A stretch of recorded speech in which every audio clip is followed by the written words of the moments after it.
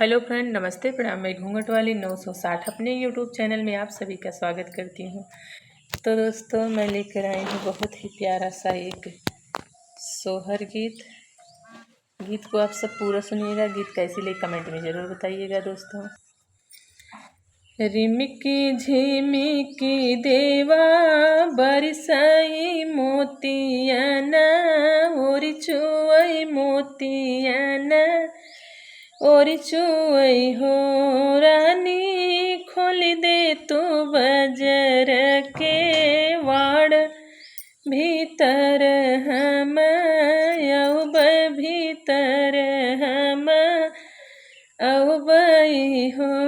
इतनी बचन सुनी रनिया तपियवा से, कहीं तपियवा से कहीं हो। पिया गोदिया में बाटेला लनवा के वड़िया, कैसे खोली के वड़िया, कैसे खोली हो। सोन के खटोला ना बिछावत लल नासु, तावत लल नासु तावन हो। रानी खोली दे तू बजर के वड़िया, भीतरा हम अवबई, भीतरा हम अवबई हो।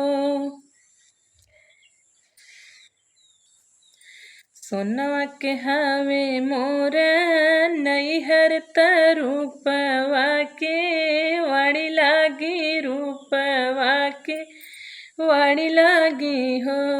ए पिया सात बीरन के बहिनिया तक वड़िया, कैसे खोली के वड़िया, कैसे खोली नु हो।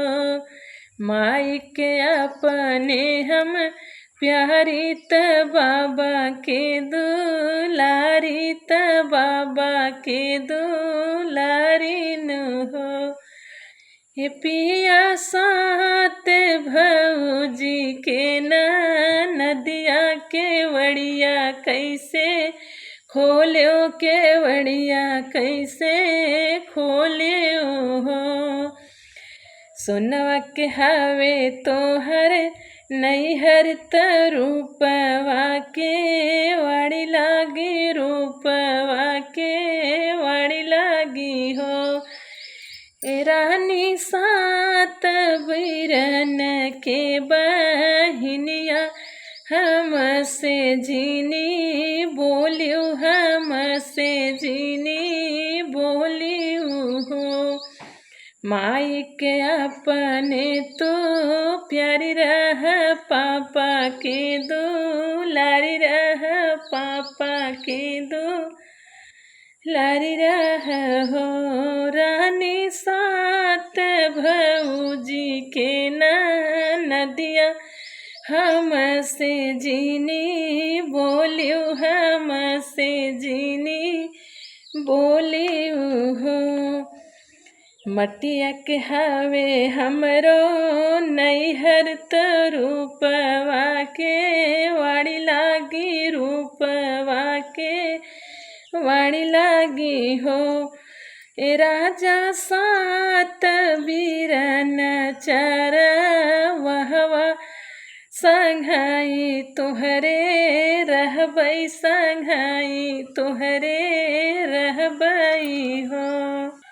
तो दोस्तों, ये था मेरा प्यारा सा सोहर गीत। आप सबको गीत कैसी लगी कमेंट में ज़रूर बताइएगा और प्लीज़ मेरे चैनल को आगे बढ़ाइएगा। फिर मिलूँ कोई अगली नए वीडियो में अच्छी गीत के साथ। तब तक के लिए नमस्ते, प्रणाम।